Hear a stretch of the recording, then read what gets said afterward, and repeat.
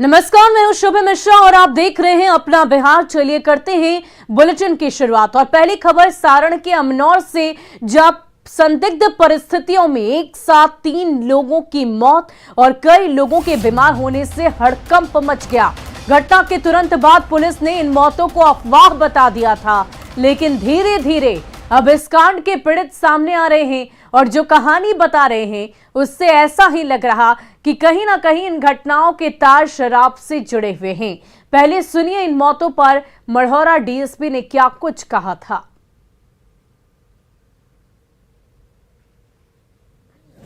हम लोग आकर यहाँ सत्यापन किए हैं, इस तरह के कोई मामला नहीं है। स्थानीय जनप्रतिनिधि से बातचीत हुई है और यहाँ के जनता उन्हें से बताया है कि किस तरह कोई बात नहीं, कोई ने अफवाह फैला दिया जिसमें यहाँ के ब्लॉक स्तर पर। लेकिन जो 2 की मौत होने की बात बताई जा रही है, उसकी मौत के संबंध। और मढ़ौरा की डीएसपी जिस घटना को अफवाह बता रहे थे, उनके सामने ही मृतक की पत्नी ने इस पूरे कांड की पोल खोल कर रख दी। मृतक की पत्नी का कहना है कि काम से लौटने के बाद जनता बाजार में 60 साल के रामनाथ राय ने शराब पी थी और उसके बाद जब घर लौटे तो उनकी तबीयत बिगड़ी और बाद में उनकी मौत हो गई। बात सिर्फ रामनाथ राय की मौत तक नहीं सुन रही है, कुछ ऐसे ही हालात में मोहम्मद ईशा की भी मौत हुई है। बुधवार की अहले सुबह बसंतपुर बंगला गांव के मोहम्मद अली मियां के पुत्र मोहम्मद ईशा की तबीयत बिगड़ गई। बताया ये जा रहा है कि मोहम्मद ईशा ने भी उस इलाके में शराब का सेवन किया था, जिसके बाद उनकी तबीयत बिगड़ी और उपचार के दौरान ही उनकी भी मौत हो गई। वहीं शराब पीने से इसी गांव के मालिक महतो की 35 साल के पलटन महतो की आंखों की रोशनी गायब है और मुजफ्फरपुर के एक निजी अस्पताल में उनका इलाज चल रहा है। तो सुबह पूछनी राज पीले वाली पियले है का पीले वाली दारू पे करम मौत हुआ है इनका। दारू पीने से पीले वाली हूँ। दारू ठंडा खाली कपार कहीं जे ठंडा लागल बा, कहीं जे ठंडा लागल बा, तो हम पूछा नहीं राजा से दारू पिए नहीं है का आधा पियले। दारू पीने की वजह से दारू पिए थे कल शाम को और सुबह में उल्टी हुआ खून का, और अभी हम लोग लेकर आए हैं 10 बजे करीब में यहाँ पे। तो अभी यहाँ पे इंजेक्शन लगा और उसके बाद डॉक्टर ने बोला ठीक हो जाएगा। अब मतलब क्या नाम है इनका? मोहम्मद ईशा। ये पूरा गांव परिवार कह रहा है कि शराब पीने से इनकी मौत हुई है। तो ये जानकारी हम लिए, अभी सभी जगह हम जानकारी लेंगे। और इस पूरी खबर की अधिक जानकारी के लिए हमारे संवाददाता संतोष गुप्ता इस वक्त हमारे साथ छपरा से फोन लाइन पर जुड़ चुके हैं। छपरा, क्या संतोष जी, आप क्या कुछ जानकारी मिली है?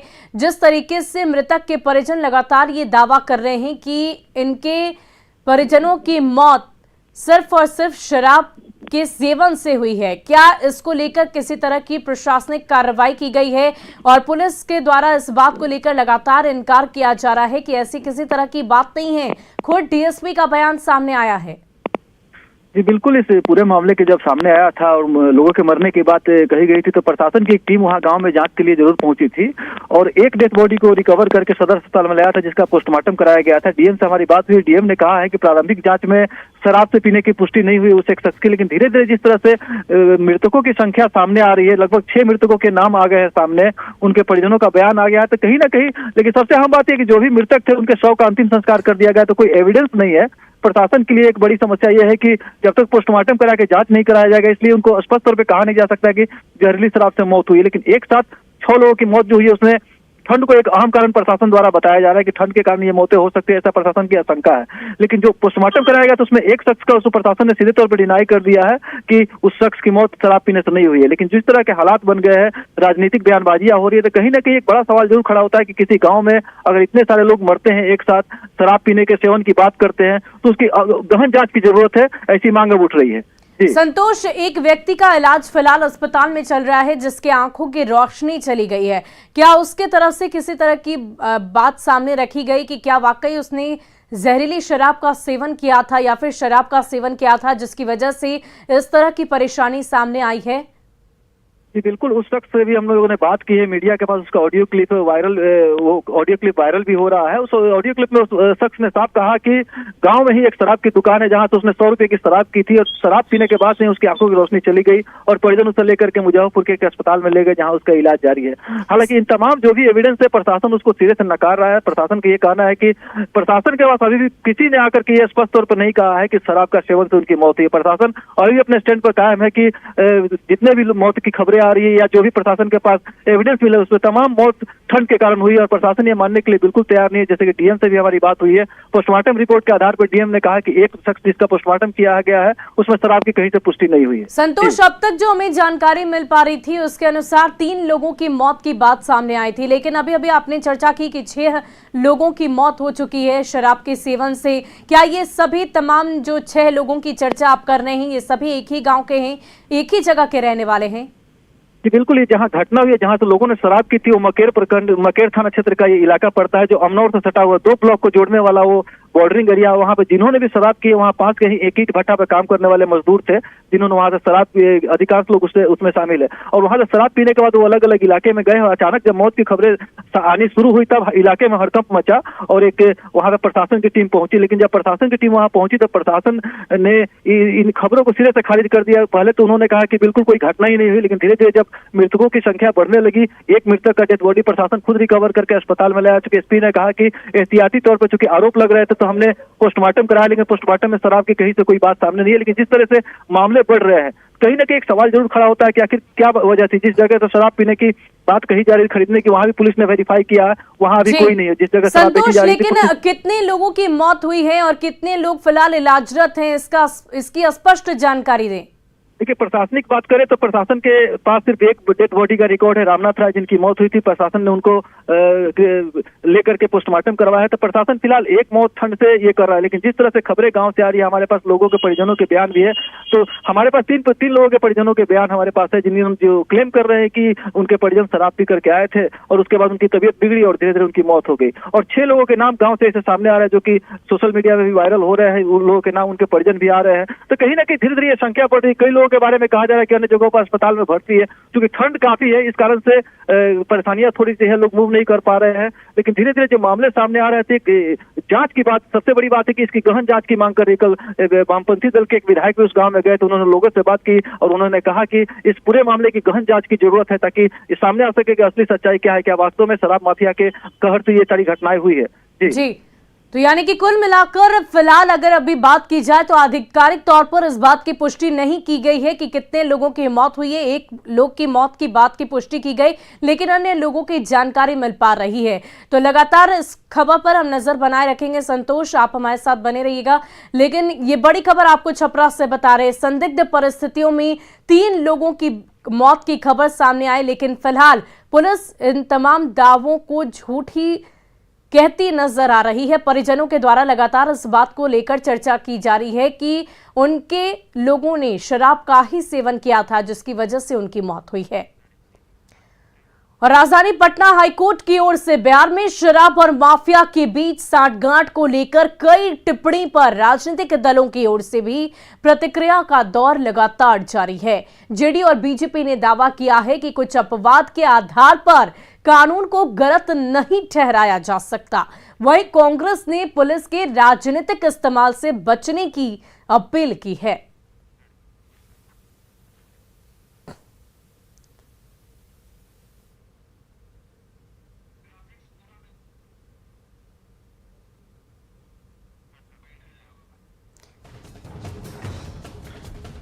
आपको बता दें कि लगातार शराब की बरामदगी पर पटना हाईकोर्ट ने कड़ी टिप्पणी की। हाईकोर्ट ने अधिकारियों के कार्यशैली पर गंभीर सवाल खड़े किए और इतना ही नहीं, ये भी कहा कि क्यों नहीं माना जाए कि पुलिस और माफिया के बीच सांठगांठ है। हाईकोर्ट ने उत्पाद आयुक्त और पुलिस अधिकारियों से जवाब की तलब की है। साथ ही अब तक कितने सप्लायर और माफिया के खिलाफ कार्रवाई की गई, इस बारे में भी जवाब मांगा है।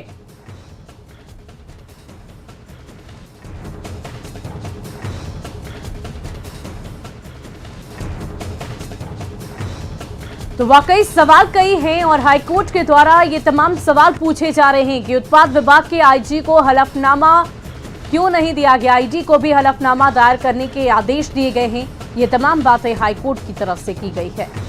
अपवाद स्वरूप जब कोई गड़बड़ी करता है तो उसके आधार पर हम लोग शराबबंदी को क्रिटिसाइज नहीं कर सकते। सरकार की मंशा एकदम स्पष्ट है, इस कानून के साथ कोई समझौता नहीं किया जा सकता है और हर किसी के सहयोग से ही हम शराबबंदी को पूरे तरीके से बिहार में सफल बना सकते। कि अगर पुलिसकर्मी और माफिया की साठगांठ से ऐसा हो रहा है तो लगातार कार्रवाई भी हो रही है और उस कार्रवाई में माफिया भी जेल जा रहे हैं और पुलिसकर्मी भी पकड़े जा रहे हैं और आगे भी चाहे बड़े से बड़ा कोई लोग हो या छोटे से छोटा हो, सारे लोग अगर शराबबंदी के मामले में मुलव्विस होंगे तो उन पर कार्रवाई होगी और वो सलाखों के नीचे जाएंगे। ये सरकार किसी को बख्शने वाली नहीं है। हम तो लगातार ये कहते रहे कि अगर पुलिस का राजनीतिक इस्तेमाल कीजिएगा तो शराबबंदी कानून ठीक से लागू नहीं कर पाइएगा। जनता दल यूनाइटेड और भाजपा के लोग पुलिस का राजनीतिक हितों के लिए इस्तेमाल बंद कर दे, शराबबंदी कानून ठीक से लागू हो जाएगा। लगातार हम ये कह रहे हैं, आप सुनने को तैयार नहीं है। और खबर बगहा से, जहां धनहा में गरीब किसान पर दबंगों ने जमकर कहर बरपाया। दबंगों ने किसान की तैयार केला की फसल को काटकर बर्बाद कर दिया। खोथवा पंचायत के कोयरा टोला की ये घटना है, जहां किशोर कुशवाहा की फसल बर्बाद कर दी गई, साथ ही जानमाल की धमकी भी दी गई। पीड़ित किसान ने पुलिस से इंसाफ की गुहार लगाई है। 15 तारीख की रात में जो है 3, 4, 5, 6 लोग आए, मतलब कि जब केला काट रहे थे तब तक हम अपने घर से आए और पूछे इन लोगों से कि भाई केला हम बोए हैं तो मतलब आप लोग क्यों काट रहे हैं। इस पर इन लोगों ने मेरे साथ झगड़ा तकरार और काटने उठने का धमकी देने लगे। इस वजह से मैं अपने घर चला गया और मैं उसके बाद जाके थाना प्रभारी के यहाँ मैं अपना एप्लीकेशन जो है दिया हूँ। थाना प्रभारी ने बोला है कि ठीक है, आप एप्लीकेशन दे दीजिए और इस पर उचित कार्रवाई हम करेंगे। वहीं नालंदा में न्यूज 18 की खबर का बड़ा असर देखने को मिला है। नालंदा जिले के सदर अस्पताल बिहार शरीफ में 1 महीने पहले की बात है, जब एक मरीज को HIV संक्रमित ब्लड चढ़ा दिया गया था, जिसकी न्यूज 18 पर खबर प्रमुखता से दिखाई जाने के बाद सदर अस्पताल बिहार शरीफ में 6 महीने से रखी हुई एनालाइजर मशीन को चालू किया गया, जहां एनालाइजर मशीन से ब्लड सैंपल की जांच शुरू कर दी गई है। एनालाइजर मशीन से ब्लड सैंपल की जांच का जायजा लिया न्यूज 18 संवाददाता अभिषेक कुमार ने। मौजूद है नालंदा जिले के सदर अस्पताल बिहार में, जहां देख सकते हैं कि वही ब्लड बैंक है जहां की 1 महीने पूर्व जो काफ़ी चर्चित हुई थी और यहां से जो है कि एक प्रसव महिला मरीज को HIV ब्लड पॉजिटिव जो ब्लड चढ़ा दी गई थी, जिसके बाद से ये सुर्खियों में आ गए थे ब्लड बैंक। और अब जो है बता दें कि यहाँ पर जो है एनालाइजर मशीन है यहाँ पर जो पिछले कई महीनों से रखी हुई थी, जो आज पहली बार यहाँ चालू कर दिया गया। तो एक तरह से कहा जाए तो देख सकते हैं कि जो पहले पूर्व में रैपिड किट से यहाँ जो है ब्लड का जाँच किया जाता था, जिसके बाद जो काफ़ी परेशानी होती थी, लेकिन अब है जो एनालाइजर मशीन से यहाँ जांच होनी शुरू हो गई है। तो कहा जाए तो यहाँ पर एनालाइजर मशीन से जांच होने के बाद किसी भी तरह का कोई परेशानी नहीं होने की बात कही जा रही है। ये बता जाए किस तरह से आप ब्लड जांच करते हैं यहाँ? एनालाइजर टेक्निक से जी। कौन कौन सा मशीन है? इसमें एनालाइजर रीडर है और एनालाइजर वाशर है जी। तो क्या पहले कैसे जाँच होती थी? पहले रैपिड से जाँच होती थी, अब एनालाइजर टेक्निक से जाँच होती है। कितने देर में रिपोर्ट मिल जाती है? ये 3 घंटे 3.5 घंटे में। पहले रैपिड से हम लोग करते थे टेस्ट, अब एनालाइजर से इसमें 3 टेस्ट होगा, HIV, hepatitis B, hepatitis C। ये तीनों जो बहुत हानि वाला जांच है।